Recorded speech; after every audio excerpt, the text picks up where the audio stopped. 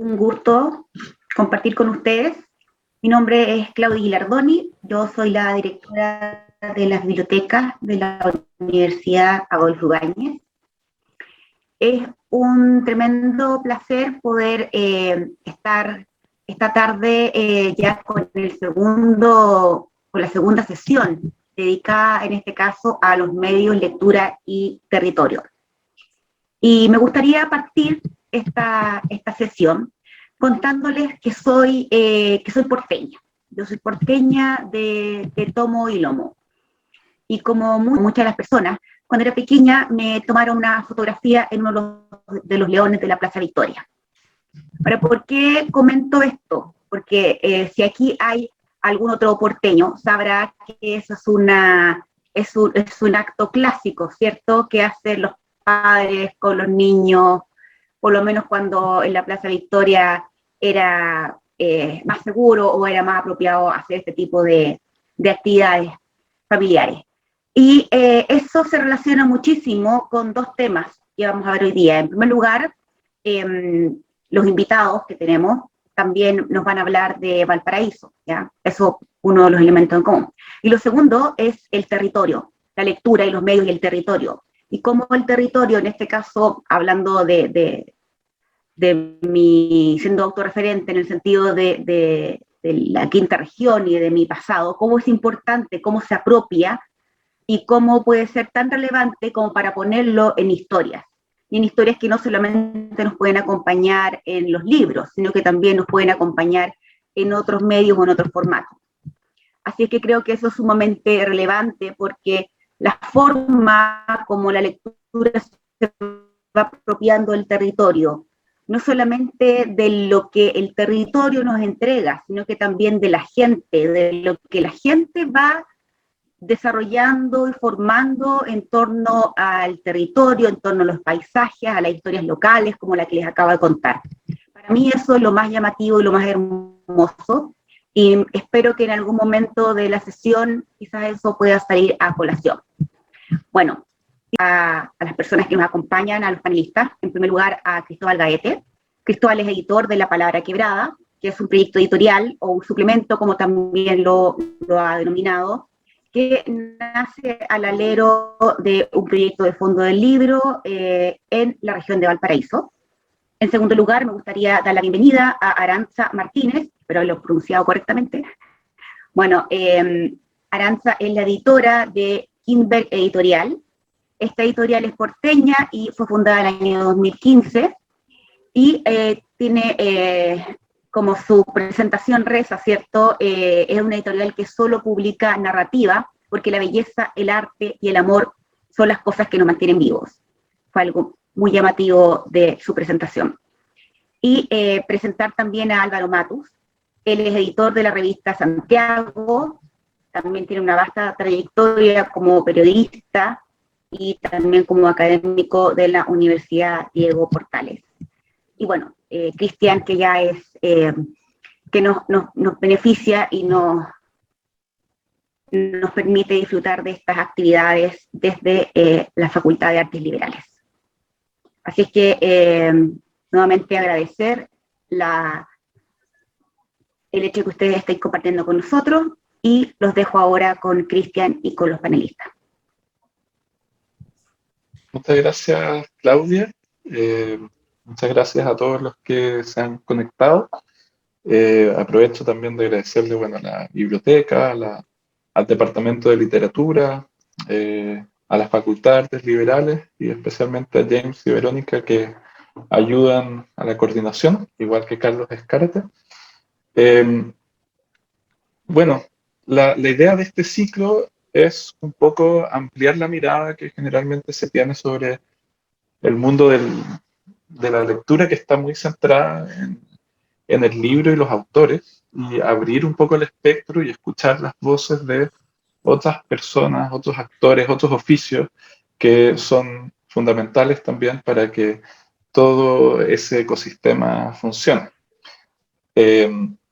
Y la idea de la sesión de hoy, invitando a Arantxa, Álvaro y Cristóbal, era explorar un poco más en torno al oficio, al quehacer de la figura del editor y pensamos que una manera interesante de plantear esta conversación, queremos que sea una conversación en que ojalá también los que están presentes, si quieren hacer preguntas, pueden enviarlas por el chat o subir su mano y podemos ir dando la palabra también. Bueno, lo que buscábamos entonces era explorar en este oficio y en su vínculo con algo que por ahí algunos consideran que es un término que está como de moda, ¿no? Como el territorio. Pero, pero creo que esta pregunta por el territorio tiene que ver también con, bueno, con el vínculo que se da entre las publicaciones, ya sean revistas, libros, suplementos, ¿no? Y las comunidades a las que llegan estos textos. Y entendiendo que estamos en un momento, bueno, no solo por la pandemia, pero que hay distintas formas de llegar a esos lectores, ¿no? Está, por una parte, todo lo que es el impreso mismo, ¿no? Las revistas, los libros que circulan en las librerías o en kioscos. Eh, y también está como todos los formatos digitales que cada vez están más presentes en nuestras vidas. Entonces, bueno, yo no me quiero alargar con eso, la idea es escuchar a nuestros invitados. Y una primera pregunta que se me ocurre hacerles es como, me advirtieron que no me pusiera muy teórico, voy a intentar no hacerlo, y ustedes pueden desobedecer completamente cualquier pregunta mía, pero quería saber un poco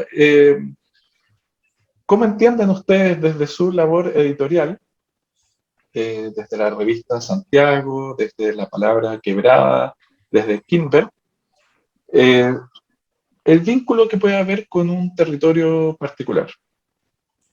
Notando, por cierto, que la revista Santiago se llama Santiago, eh, que Kinberg, bueno, alude a un lugar ficticio, ¿no? De un cuento de Cortázar, y la palabra quebrada remite también a un ensayo que también se publicó en Valparaíso, ¿no? El ensayo de Martín Cerda. Entonces, esa como para empezar la conversación. ¿Sí? ¿Nos pueden contar un poco?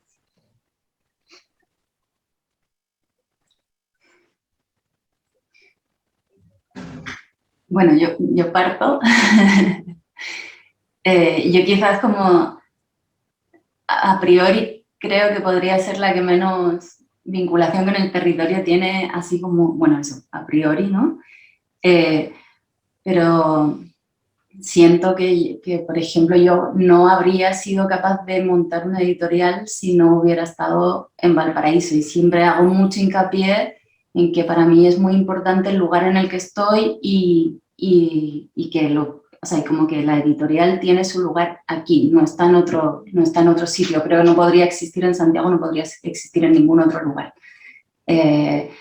Yo creo que tengo más un vínculo, es un vínculo más sentimental que efectivamente como que se refleje en los libros que hago, o sea, que publico, porque son todos de autores de cualquier lugar que escriban en castellano.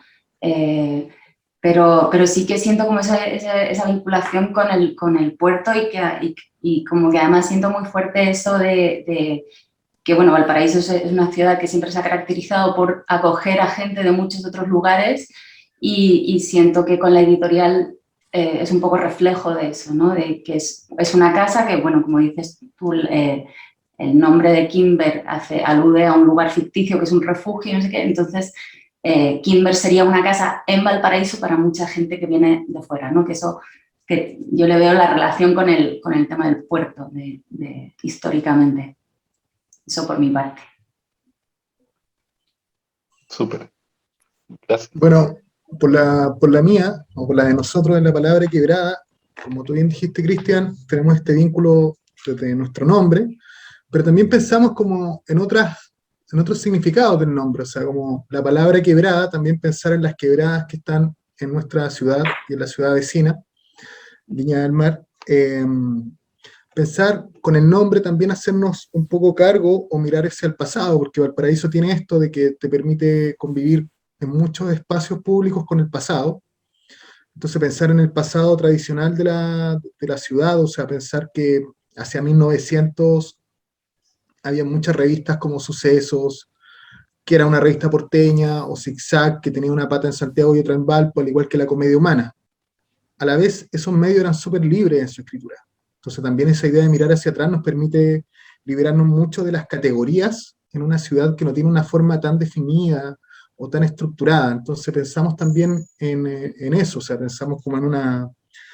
Es como que nuestro territorio está totalmente metido en nuestro quehacer y también desde la óptica provinciana, o sea, pensar que estamos muy cerca de Santiago, es cierto, que somos la segunda región que más produce libros en Chile, pero que la diferencia es abismal. Nosotros tratamos de colocar el foco desde nuestro lugar en tratar de hacer lo más parejo posible la atención hacia ese resto de publicaciones regionales, al igual que las de Santiago. O sea, vigilamos un porcentaje muy similar al que entregan los fondos del Estado, incluso tratamos de no descuadrarnos de ciertas cantidades y porcentajes, porque la tentación es muy grande en base a las cifras que existen. Entonces, creemos que nuestro lugar nos da todo como el sentido en la forma, en el fondo, en la agenda y en la tradición que cargamos. Yo leí por ahí una entrevista tuya, Cristóbal, en que mencionabas que Santiago tal vez podía ser otro país. Si fuera así, me gustaría darle paso a nuestro invitado internacional, eh, Álvaro Martes. Que tiene que dar ahora explicaciones de por qué la revista se llama Santiago. Ya es como... no, mira, pucha, los títulos cuesta ponerlos, salen por muchas cosas.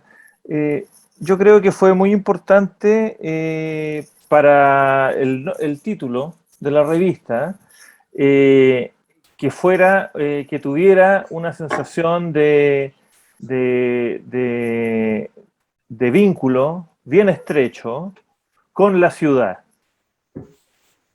Con la ciudad, y no me refiero solo a Santiago, sino que, como quien dice, como esta iba a ser una revista que nace al alero de una universidad, que no iba a ser académica, que no iba a ser especialmente teórica, sino que una cuestión con cable a tierra, con los temas que le importaban a los ciudadanos, con los que había que discutir, cuáles eran los asuntos públicos y los debates de los temas comunes a los que había que hacerse como cargo.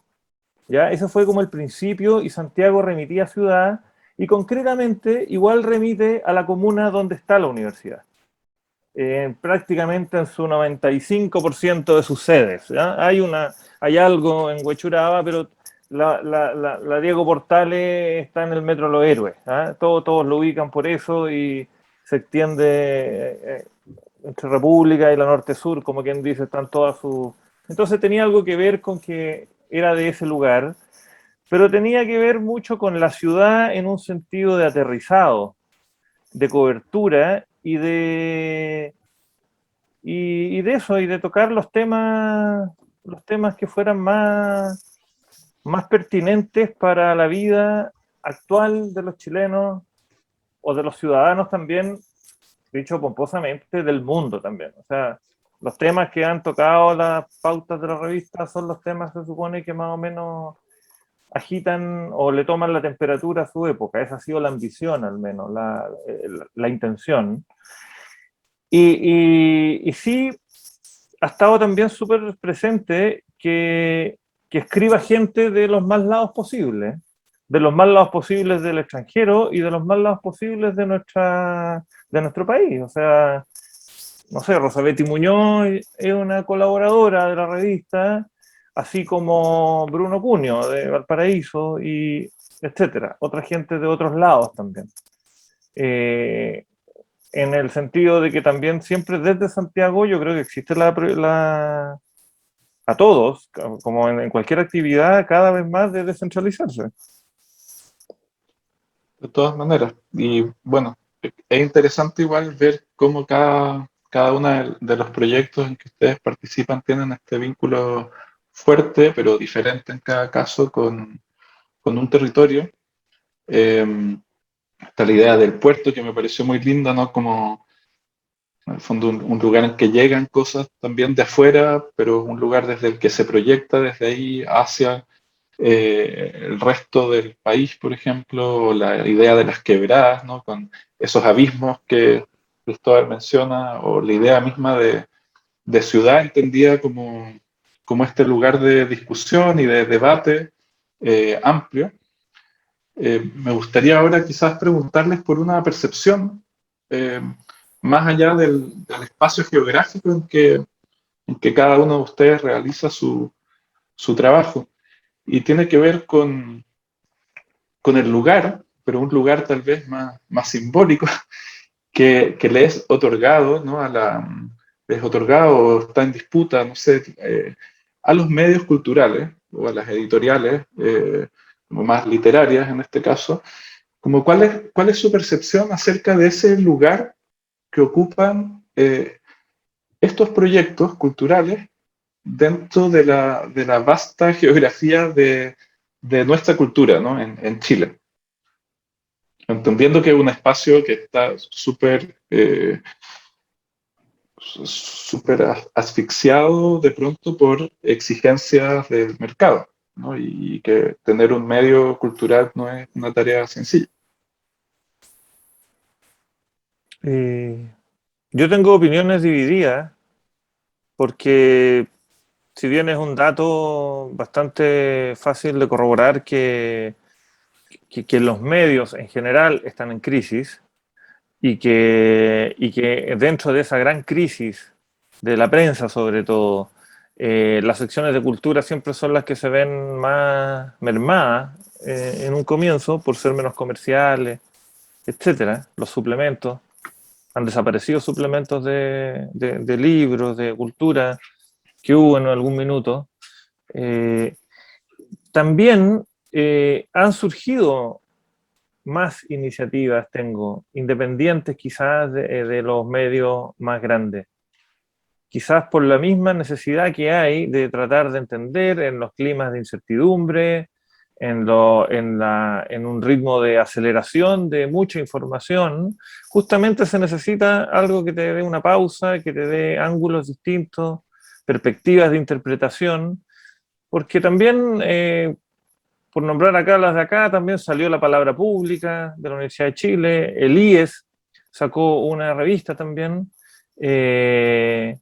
Átomo también, otra de la Fundación para el Progreso, o sea, igual en una cosa de 3, 4 años salieron en el fondo varias revistas, y hay otras como Origami en internet, entonces, ahora, claro, en función de los discursos dominantes podrían ser marginales también, pero claro, si nos vamos en la cuantitativa, siempre va a ser difícil, pero tampoco siento que hay tantas revistas de deporte, por ejemplo.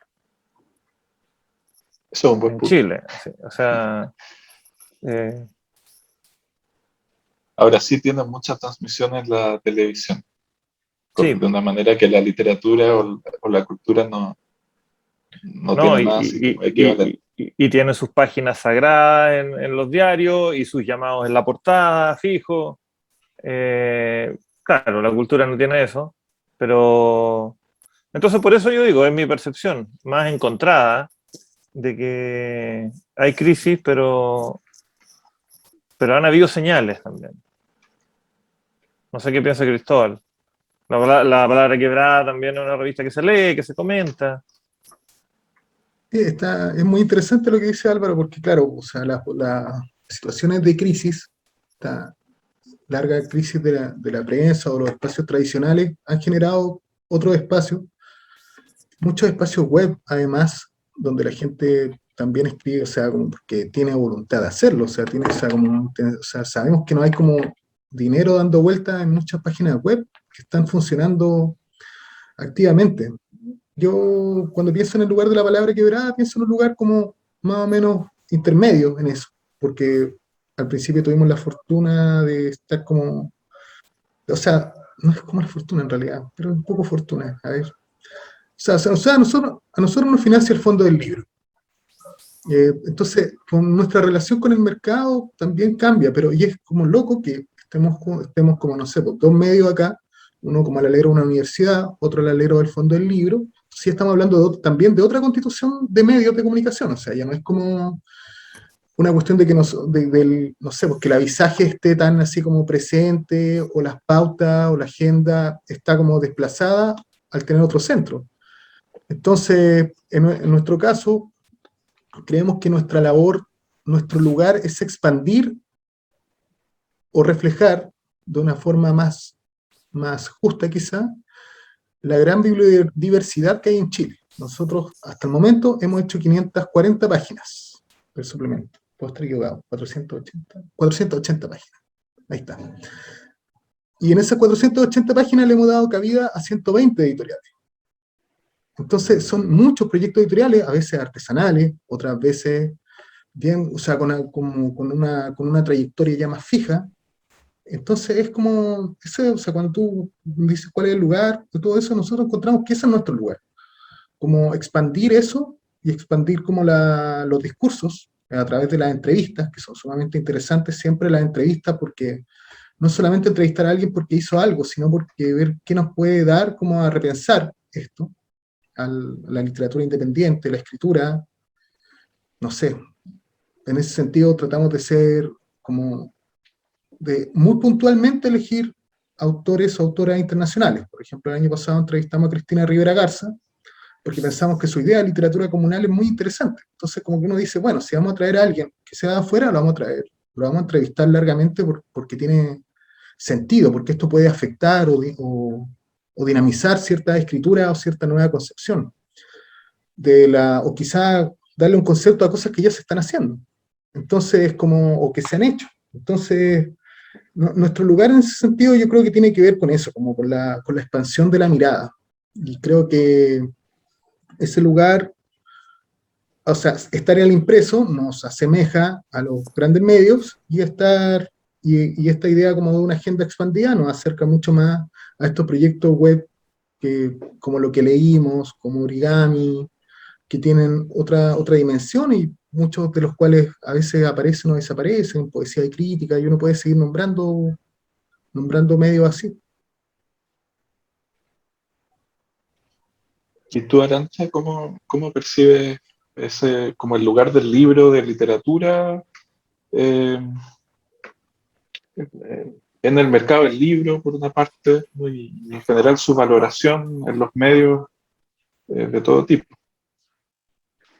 A ver, yo creo que la labor que están haciendo las editoriales independientes en Chile, que como dice Cristóbal, somos muchas, es muy valioso porque, o sea, precisamente digamos que de las pocas cosas buenas que tiene ser una editorial pequeña e independiente es que en realidad no tienes que rendir cuentas y a nadie, digamos, y muchas veces estas editoriales, o sea, no digamos que subsistimos, ¿no? Entonces, en realidad eso también nos da la libertad de poder sacar lo que nosotros queremos. Y con esa independencia se pueden dar a conocer otras voces que quizás en editoriales donde sí tienen que rendir cuentas, donde sí hay que pagar salarios y hay toda una serie de costos asociados que en las pequeñas no, porque funcionamos como se puede normalmente con otros trabajos paralelos y tal, podemos arriesgarnos mucho más. Y eso, bueno, también es un poco lo que decían Álvaro y Cristóbal, de que expande la mirada. Entonces, da a conocer voces nuevas, nuevas perspectivas de la vida, ¿no? Ahora, lo que pasa es que después, yo creo que esa labor de las editoriales es muy importante, pero luego se ve muy poco reflejada en los medios, porque los medios al final, claro, sí que tienen, me imagino que unos compromisos y yo qué sé, y unos lectores a los que tienen que dar más o menos gusto, unos anunciantes, lo que sea. Entonces, finalmente lo que se hace en las editoriales independientes tiene muy poca repercusión en términos de difusión. Y bueno, la palabra quebrada, digamos que sería como una de las excepciones que yo conozco, pero en general no, claro, se pierde como todo ese trabajo, pero siento que sí que hay como esa corriente subterránea un poco de dar a conocer otros puntos de vista que son lo que hacen las editoriales pequeñas. Sí, yo concuerdo con lo que todos han planteado, ¿no? Esta paradoja de la crisis de los medios, pero que se ha acompañado desde fines de los 90, tal vez, con una explosión de iniciativas independientes de menor tamaño, pero mucho más libres en sus proyectos. Eh, pero también este problema como del eco que pueden producir más allá, tal vez, del círculo más restringido de los que ya leen, digamos, de los que ya son lectores de este tipo de libros o que consumen cierto tipo de cine. En el fondo igual está como quizás restringido a una cierta élite de consumo cultural. Pero ahí me pregunto, eh, ¿cómo perciben ustedes este otro espacio en que todos están presentes de alguna u otra manera, que es el espacio digital, ¿no? Porque si tienen, por una parte, este vínculo súper concreto con una ciudad, una quebrada, un puerto, eh, Internet abre puertas como hacia cualquier lado, ¿no? Y el mundo hispanohablante es enorme. Entonces, ¿cómo perciben ustedes? ¿Les llama la atención como esa apertura que plantea lo digital? ¿Lo ven como un ámbito en que les interesa como conocer, tener lectores que estén situados fuera de su círculo más cercano? ¿Cómo consideran ese espacio de Internet, lo digital? Yo lo considero súper importante. La revista Santiago se actualiza todas las semanas con contenido nuevo, por ejemplo, de la web, aparte de los impresos, que son 3 al año, ¿ya? Porque es muy importante, la cantidad de visiones superan muy ampliamente lo que se ve, por lo que son los números impresos en el fondo. Pero yo creo que es súper importante para ir generando lectores. Ahora, iría a una cuestión anterior a propósito de lo que decía Arantxa o la poca repercusión. Yo creo que los medios sin duda son importantes, pero tampoco yo les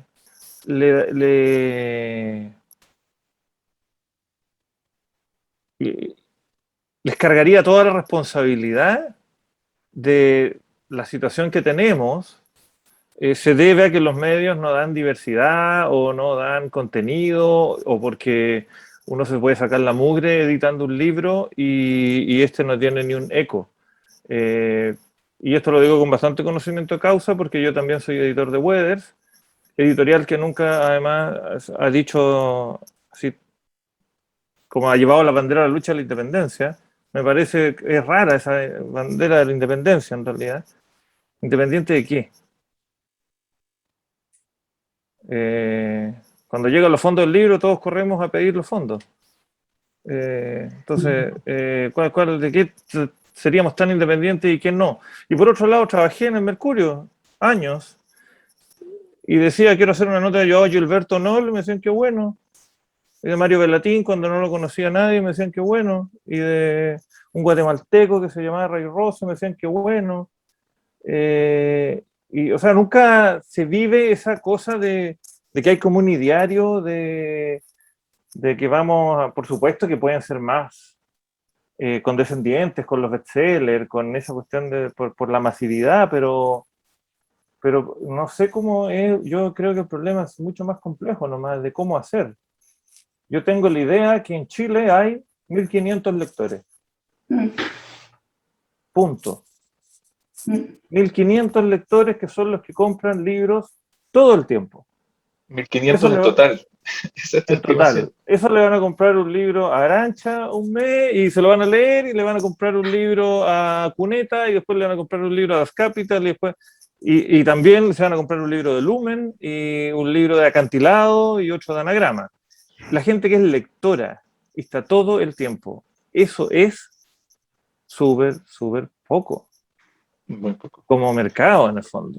Y por eso, o sea, no es por eso mercado, es tan difícil sostener la escena cultural, desde cualquier ámbito, en el fondo. Un programa de radio, un medio de comunicación escrito, un editorial, porque no hay más. Lo otro, cuando se rebalsa y cuando compran los libros baratitos, eso es otra cosa, pero esa gente que se compra un libro. Los que están todo el rato y por lo tanto están alimentando tu empresa, tu industria, no son más que eso. De verdad. Y por eso Sí. las tiradas son de eso, o menos.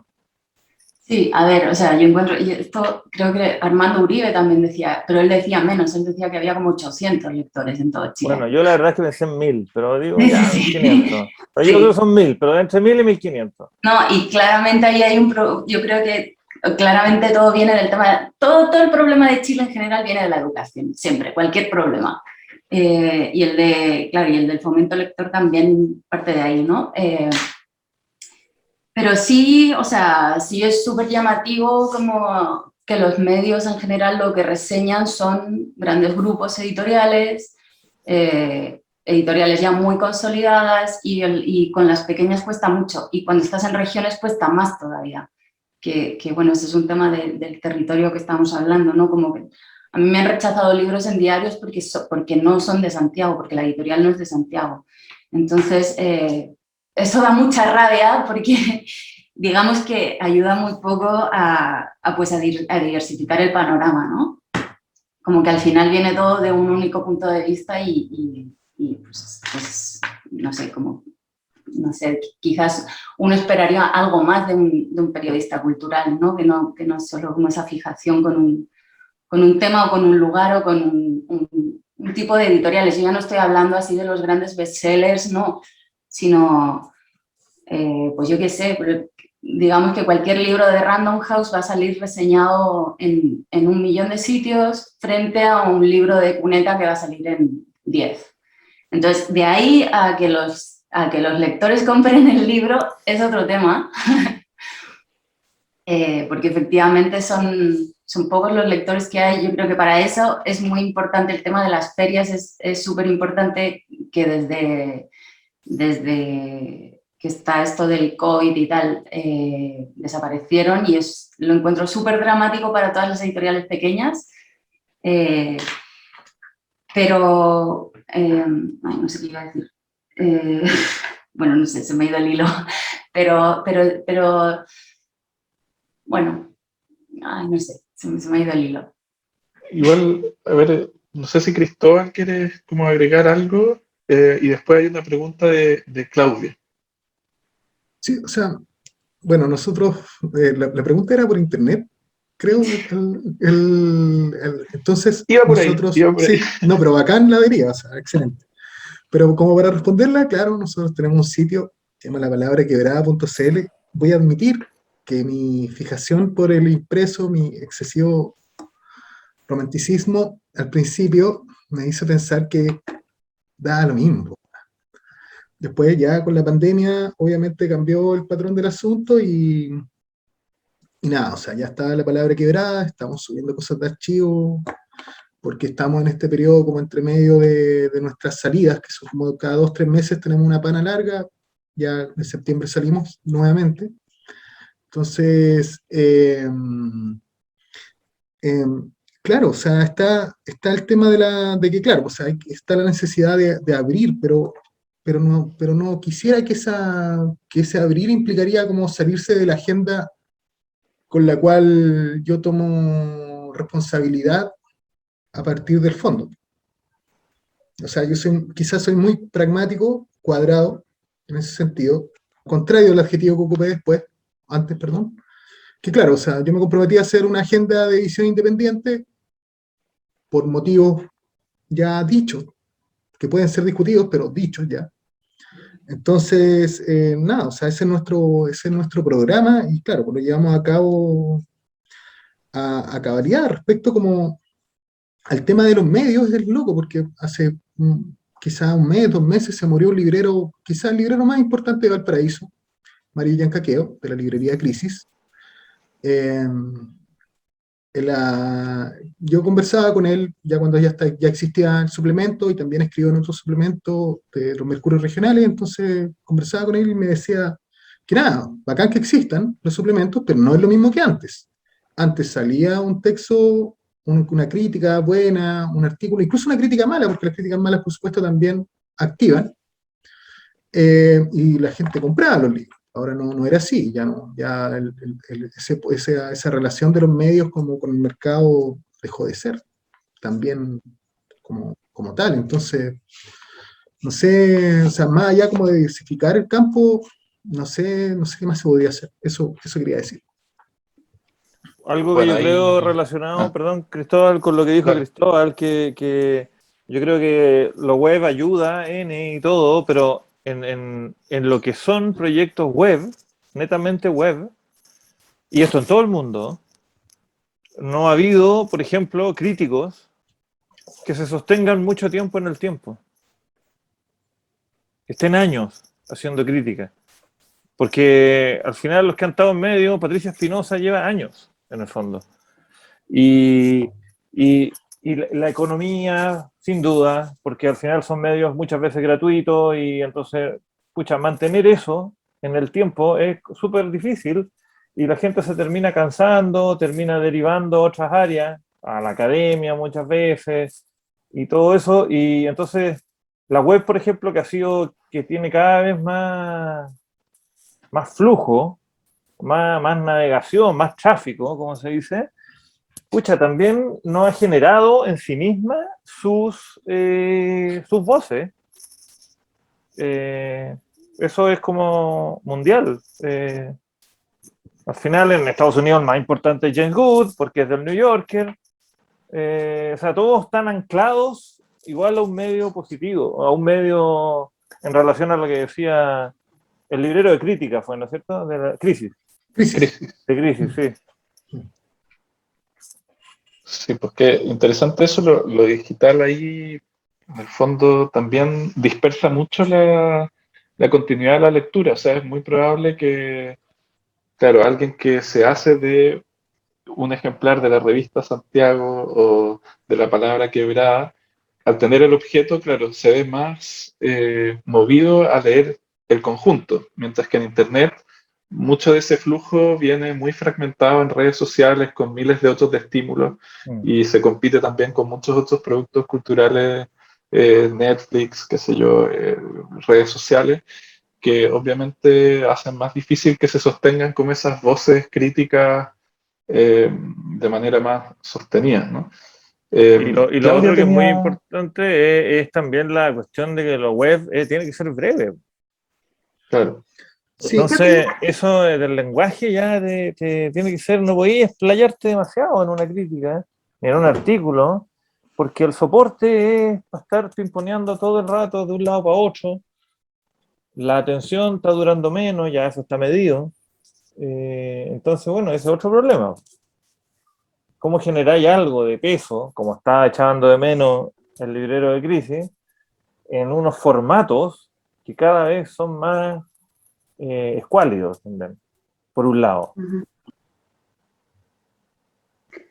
Quería retomar un poco algo que mencionaban respecto a los 1.500 lectores, que eso se replica también en las bibliotecas. Son los mismos 1.500 que pululan en las bibliotecas, no solamente en las bibliotecas académicas, también en las bibliotecas escolares, en las bibliotecas públicas.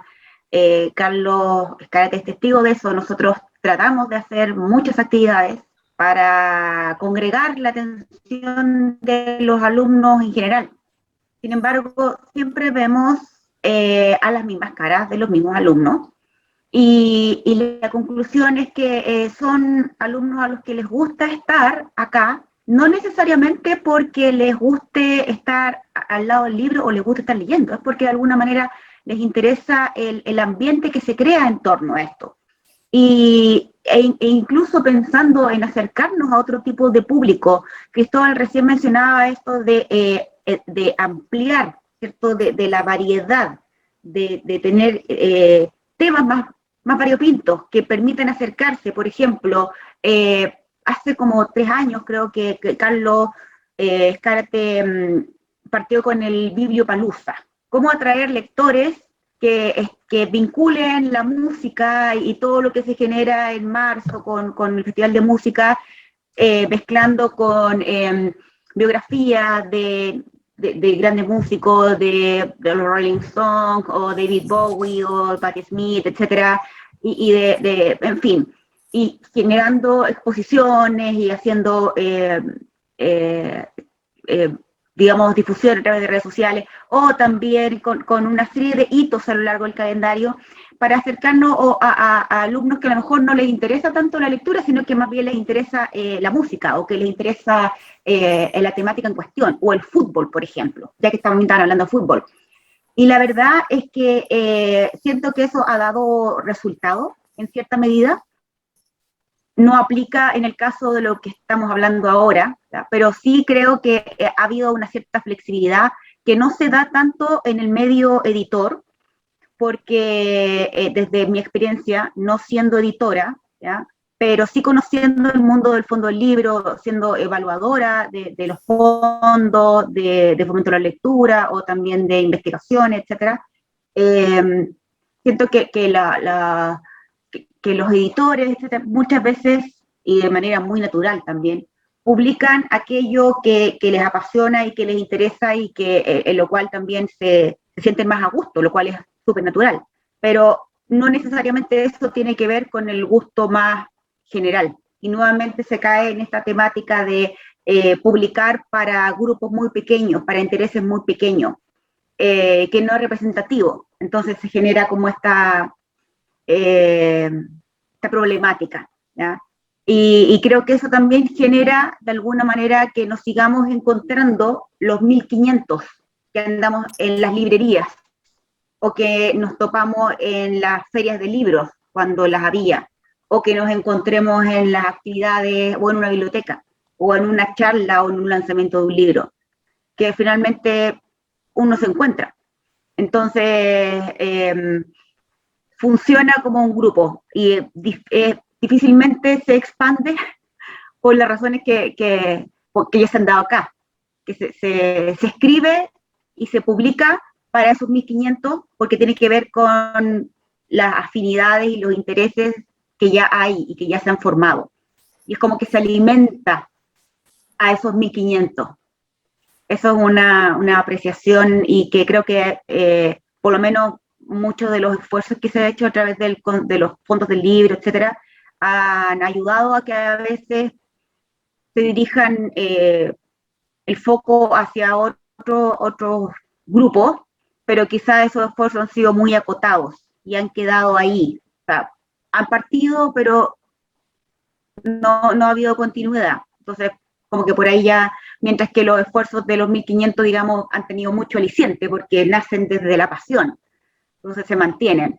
Pero es una apreciación que quería compartir, aprovechando que trabajo hace muchos años en biblioteca, y que también he tenido mis reflexiones personales respecto al tema. Estoy siguiendo un poco la línea del comentario de Claudia. ¿Cómo enfrentan ustedes, en el fondo, como editores, las decisiones de contenido, de pauta o de catálogo ante este escenario, ¿no?, que hemos pintado, que no sé si son 1500, yo creo que son un poco más. Yo no soy tan pesimista. Sí, ya Arantxa dijo que eran menos ya, incluso. Yo creo que son un poquito más. Quedó un número simbólico al final. ¿Cómo esa conciencia de estar dirigiéndose a un público chiquitito determina, define, orienta sus decisiones editoriales, ¿no?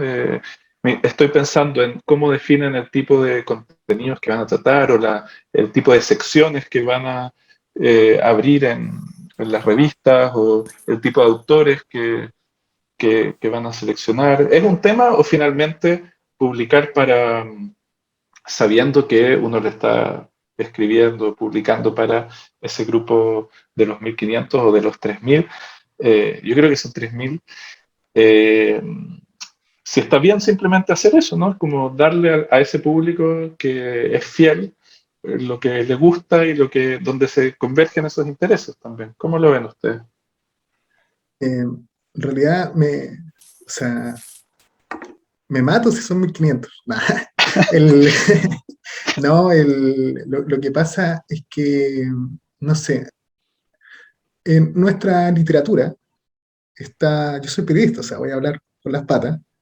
nuestra literatura está compuesta por muchos escritores que no vienen de una élite, y esa 1500 serían una élite. Entonces yo me resisto a creer como que esto sería como nuestro destino. Creo que hay muchas historias de la literatura no sé, que están llenas de papel de diario, que es el papel donde sale la palabra quebrada. Entonces, yo creo que se puede llegar más allá de eso. No creo creo que en ese sentido las decisiones de agenda son expansivas a veces. O sea, cuando escuchaba lo que decía antes, lo que decían antes, igual en algún momento hicimos un especial deportivo, hicimos un especial pandémico, hicimos un especial del estallido, con esta foto ahí en el puerto que me encanta, por supuesto. Entonces tratamos de generar como de expandirnos hacia otros lados, y quisiera como atender a otra experiencia personal. En este momento tengo un amigo que es pirata de libros, pero no un pirata de Instagram, sino como no un pirata como cool, un pirata pirata. Y él vende libros en Viña, y vende una cachada de libros impresionante. Al punto que él antes vendía remedios. Ustedes saben que todos necesitamos remedios. No, gana más plata vendiendo libros que remedios. Entonces, hay más lectores, hay más lectores. No sé, no tengo ninguna llave mágica para encontrarlo. Es lo que hace, como es amigo mío, en realidad, lleva los suplementos, los vende. Lleva otros libros, muchos bestsellers, por supuesto, los vende. Lleva algunos libros de amigos de editoriales independientes, los vende muy de tarde. Y eso, o sea, para mí es como porque a veces le voy a dejar cosas, o me dice que me va a pagar, entonces voy a verlo. Y nada, es impresionante. O sea, no sé qué harían, o sea, no puedo creer que haya 1500 personas leyendo, porque esa experiencia, como en invierno, en verano, bajo pandemia, me demuestra todo el tiempo que hay más gente. Ahora, ¿qué harán con esos libros? También tiene que ver con el tema de los costos, porque estos libros piratas son muchísimo más baratos. Entonces, no sé que el tema como del IVA no es como el centro de todos los problemas, pero que hay un tema con el precio de los libros, que existen unos lectores que acceden a libros de otra factura, y los activan, también es algo como concreto.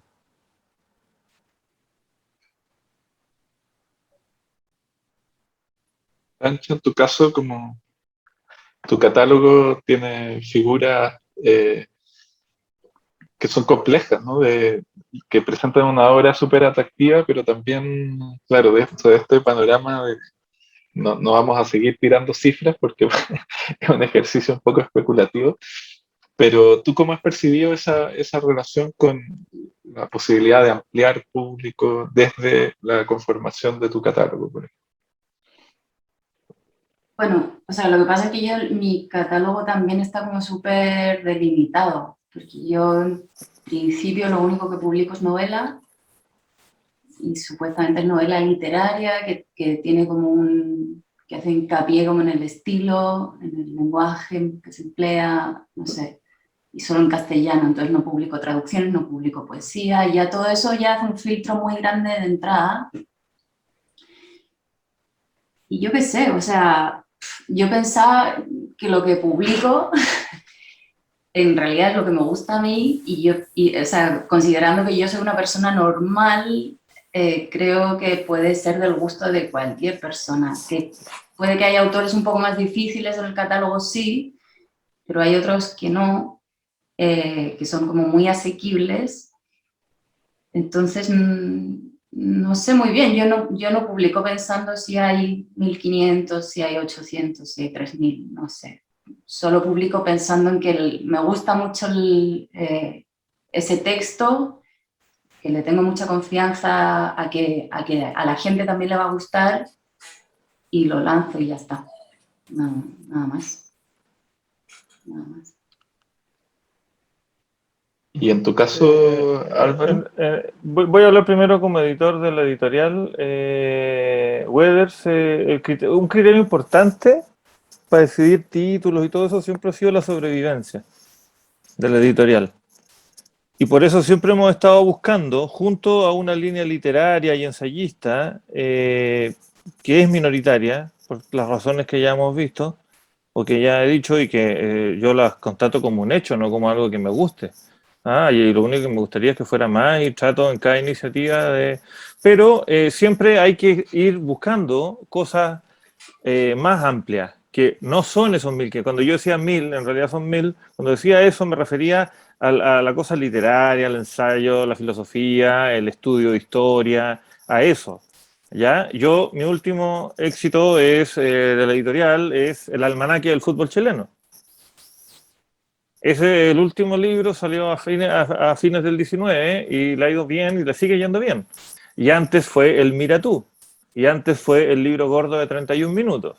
O sea, como ustedes pueden ver, Weber se puede conocer por El Dios Salvaje, de Al Álvarez, por Rebeca Solnit, por novelas de Matías Celedón, de Marcelo Mellado, los cuentos de la Paulina Flores al principio, pero La Máquina se mueve con libros que son ilustrados también, ¿ya? Libros para niños, porque también hoy día los papás están dispuestos a comprarle absolutamente todo a los niños y no se compran un libro para ellos.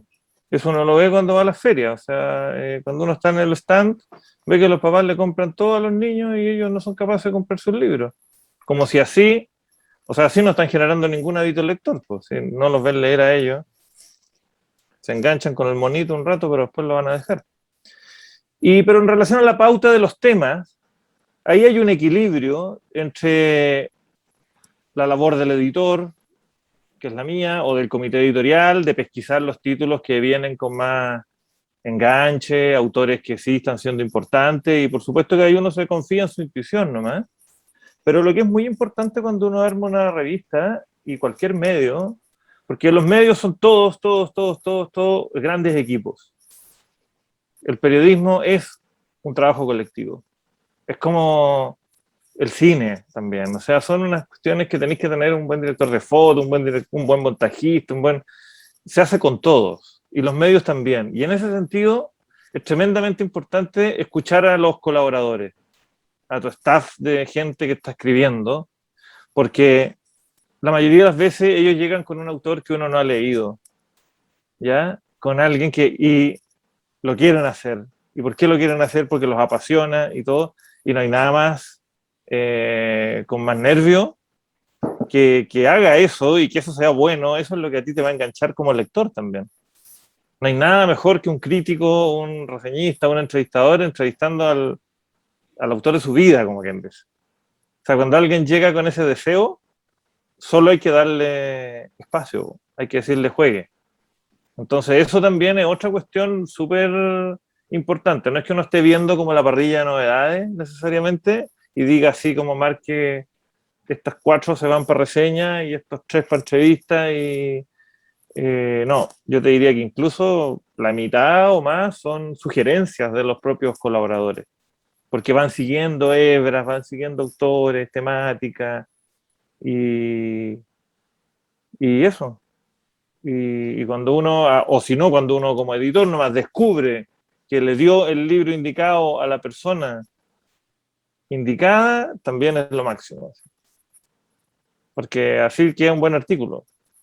¿O no te pasa eso, Cristóbal, cuando, no sé, si tenéis 4 personas, le dais el libro a ese, que era justo el que iba a enganchar? Sí, Así se hace una revista con vibra, creo yo, con claro, deseo. la pasión es súper importante porque, claro, la forma que se puede transmitir, efectivamente, es así. Mientras los escuchaba, pensaba harto en el libro Sara, de la Maipo, que está por ahí conectada, que es un libro que hace un tiempo atrás entrevisté a Andrea Palet y ella me decía que no habían libros como pensando en un público que no fuera joven. Justamente ese libro es distinto. Entonces, bacán, es como, por eso, en nuestro caso, encargamos una entrevista a Maipo. O en el caso de Wers, el libro de Bielsa, que yo flipé con el libro de Bielsa, o sea, no, era necesario un libro de citas para los piodos.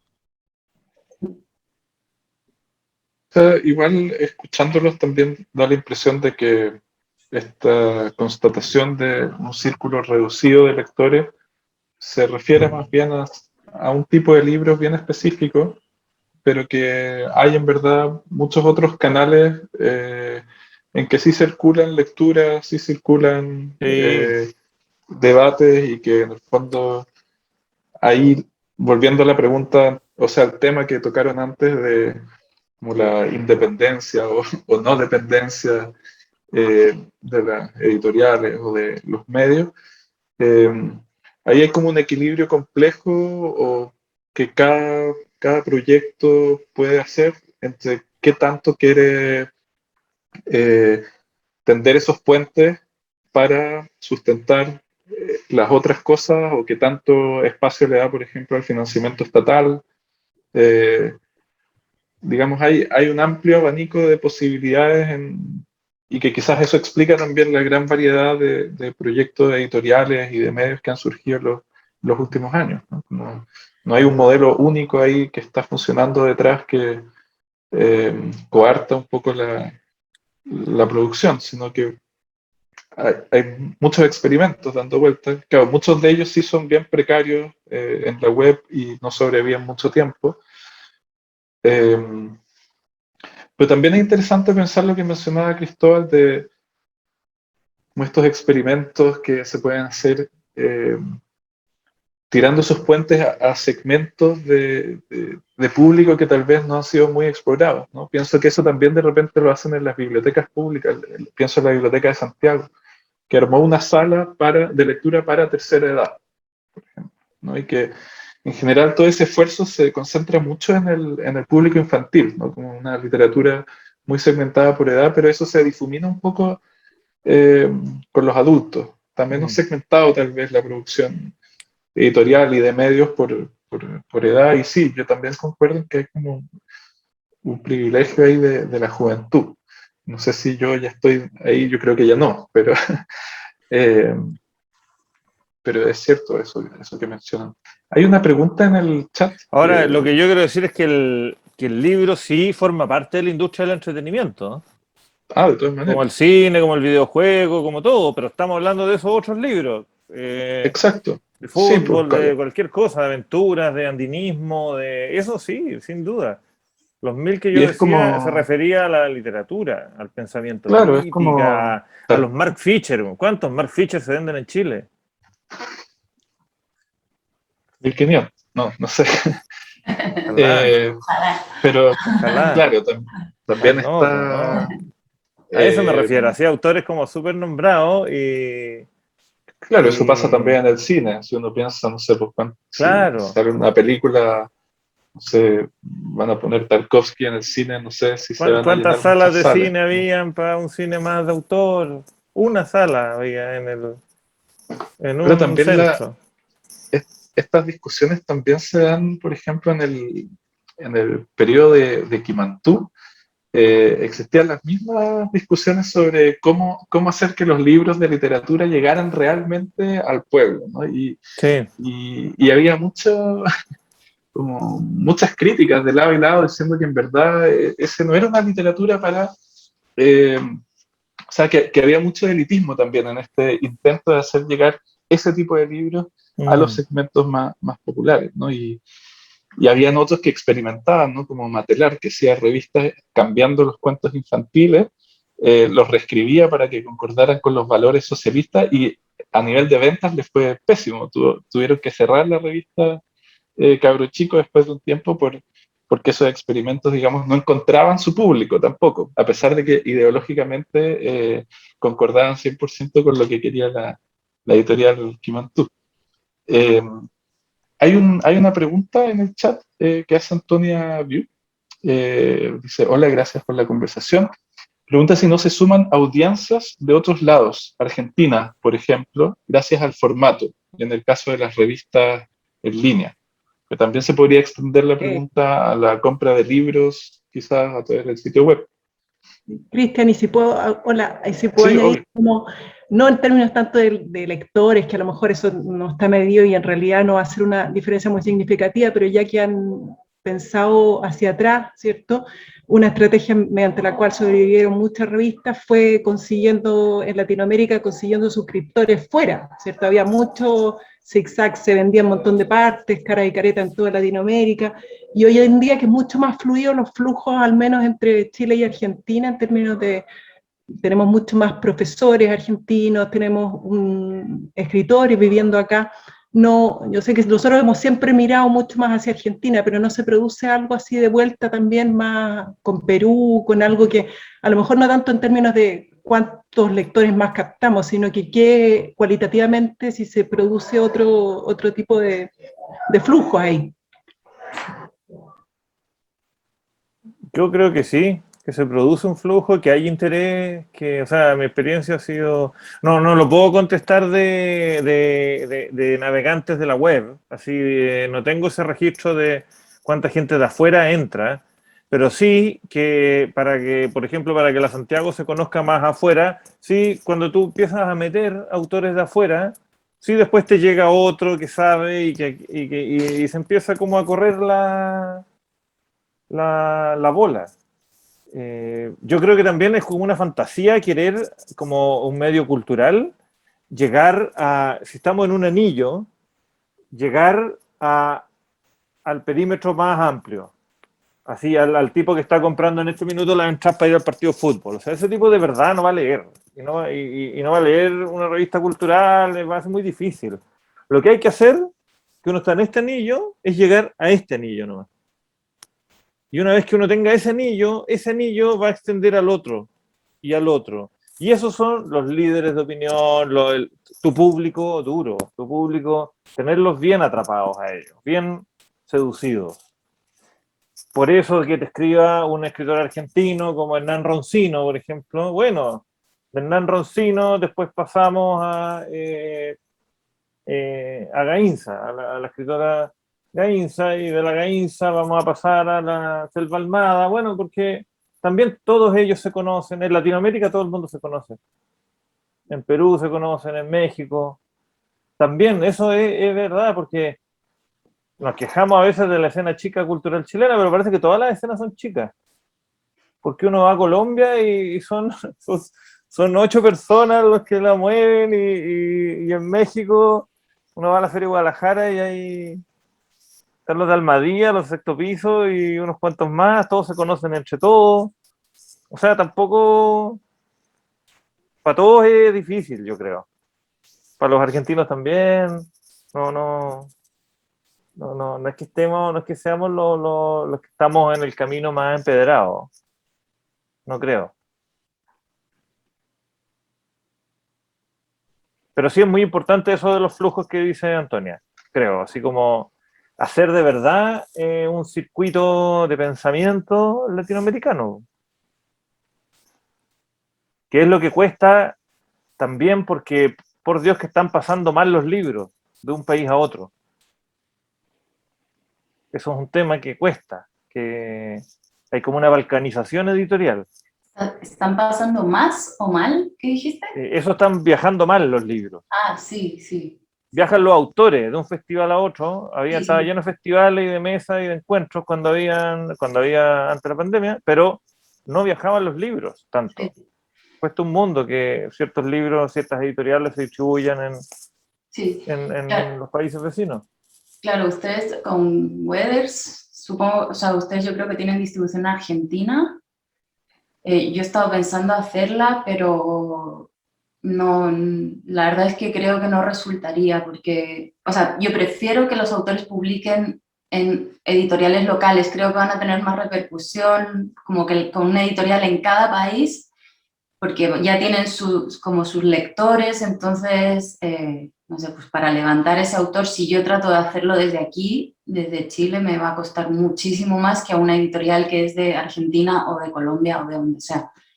Entonces, sí, eso, o sea, eso pasa también.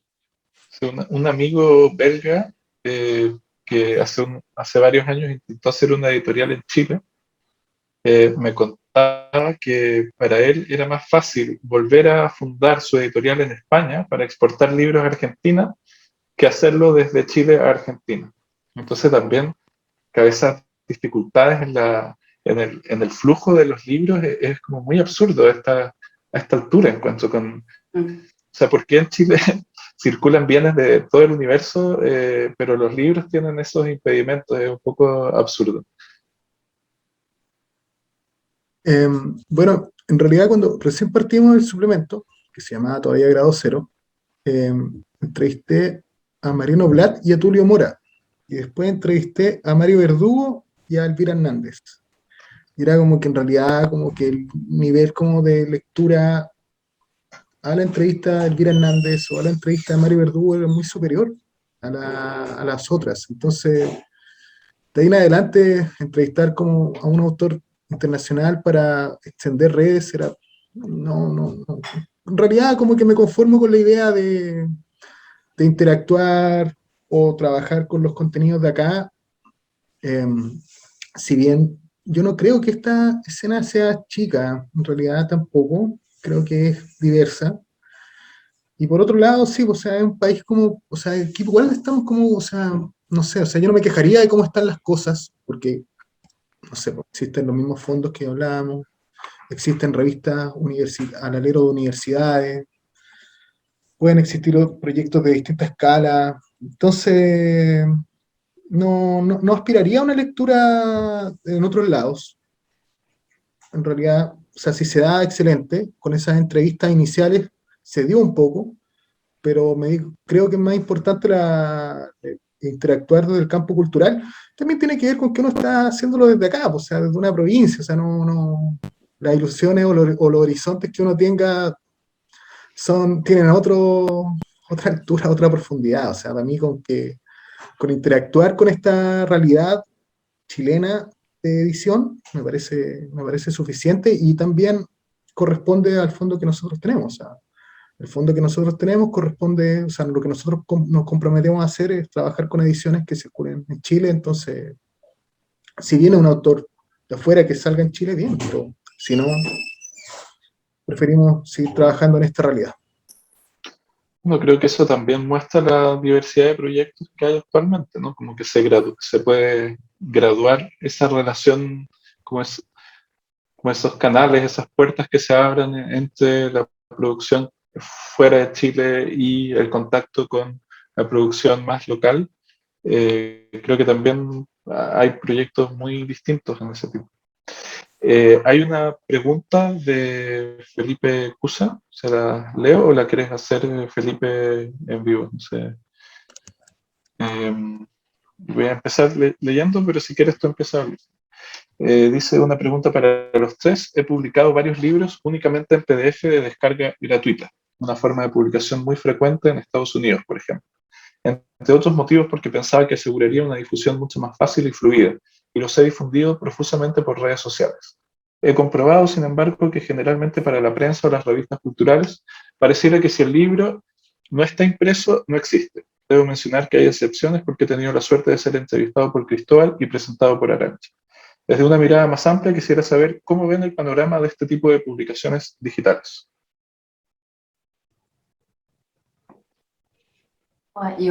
Bueno, es que claro, normalmente es a la inversa el proceso, ¿no? Hasta ahora, por lo menos era la inversa. Primero era en papel y después salía en digital. Entonces, que salga solo en digital es como extraño.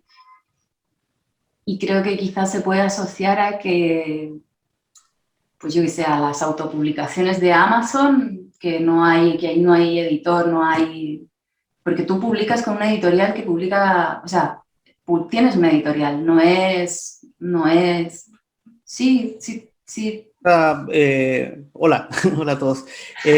A veces he publicado con editoriales de Estados Unidos o de Inglaterra, o de Uruguay o México. Han sido publicaciones internacionales, entre comillas, obviamente. A varios de los editores ni los conozco. Pero son de editoriales, bueno, de un circuito más experimental, por supuesto, que naturalmente es reducido, pero que al mismo tiempo es bien internacional. Eso es muy frecuente en la poesía experimental históricamente.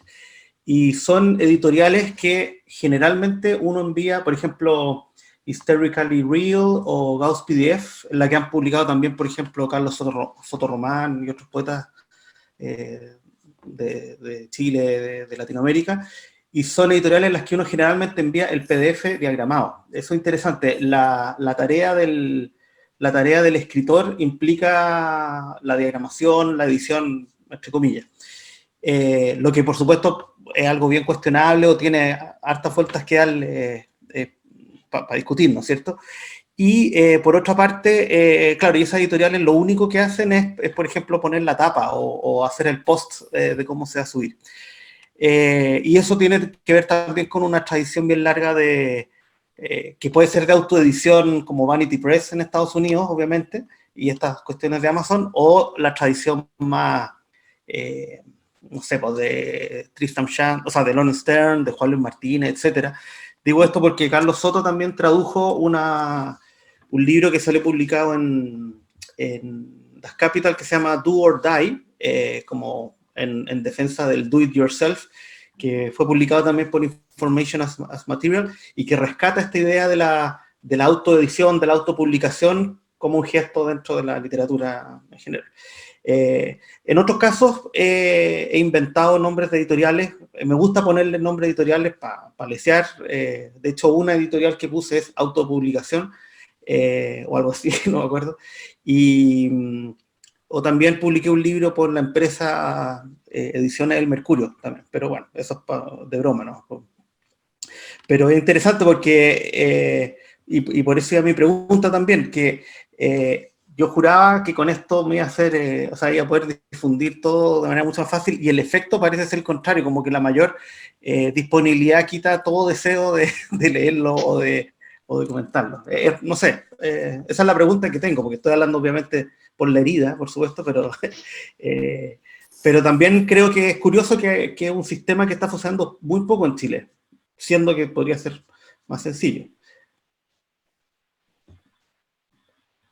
No sé, o sea, yo por mi parte como que pienso, una razón que se me podría ocurrir es que si me llega una autoedición de alguien, me va a dar mucha lata ojearla porque ya sé que no ha habido como una selección, no ha habido ningún filtro. Es una persona la ha hecho y me lo manda, me va a costar un poco.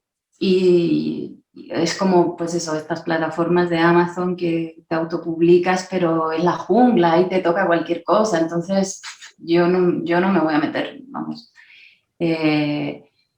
Y lo otro que pensaba, bueno, es que eso siempre se dice, ¿no? Que cuando algo es gratis ya como que pierde el valor. Sí. No sé. Sí. Sí. Puede ser. No sé. Mira, Felipe, yo tengo otra herida para compartir contigo. No, a finales del año pasado me junté con un fotógrafo y un diseñador a hacer una página del Hotel Prat, ¿cachai? Y salió en medio, qué sé yo, pero no la leyó nadie, cero, ¿cachai? Se la leyeron 2 o 3 personas, ¿cachai? La página tiene un diseño bien, pelacable y todo, pero trató como de ser una propuesta como activa. Después, ese mismo texto es una parte de otro inédito en una edición que de Apunte al Margen, que es el último libro que Sí, pues, salió, ¿sí?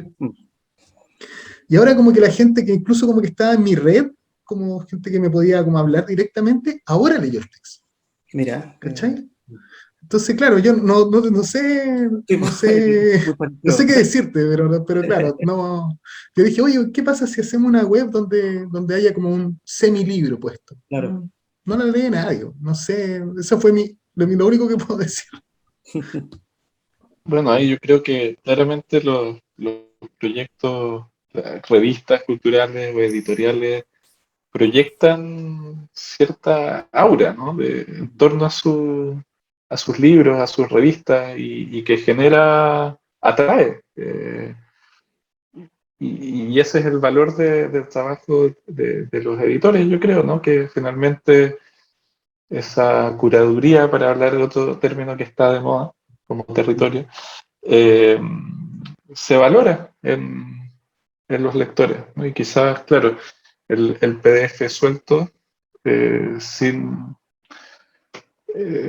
quizás estas editoriales de PDF todavía no son muy conocidas o compiten en un terreno que está saturado también de otros contenidos, no logran pasar esa barrera. Bueno, yo quería ir cerrando ya la conversación. Quería decir una cosita más, Cristian, sí, en todo caso, por supuesto. que es súper interesante lo que decía la Arancha de los libros print on demand, ¿no es cierto? Que es un sistema que en Chile prácticamente Sí, no se ocupa, que por supuesto es muy caótico, pero que también ha dado pie a proyectos súper experimentales. Hay muchos libros de artistas digitales o libros de artistas que están en la intersección de lo impreso y lo digital y se han hecho cosas interesantísimas. De hecho, hay una biblioteca que se llama, ahí les puedo poner el link, apod.ly, un proyecto hecho en Alemania de publicaciones experimentales en plataformas print on demand. Y eso es interesante porque a eso voy también, como que hay una interacción que es muy rica entre el papel y el digital, no es por supuesto una oposición. A mí me encantaría publicar libros en papel, llevo como 10 años esperando que Arancha abra su línea de poesía, pero bueno, esto acá, mientras tanto hago PDF, no, pero bueno, ya. ya vendrá el momento. Ya vendrá. Tienes que ir a Valparaíso, Felipe. Estoy en Valparaíso, de hecho. Ah, mira, ya, está todo arreglado entonces. Estoy en el territorio. Está en el territorio. Bueno, les agradezco mucho a todos los que se conectaron hoy y especialmente a Cristóbal, Arancha y Álvaro. Súper interesante la conversación. Sin duda que hay muchos más temas que podríamos seguir comentando y espero que tengamos otra oportunidad de hacerlo. Eh, Así que bueno, eso, muchas gracias y espero que estén muy, muy bien.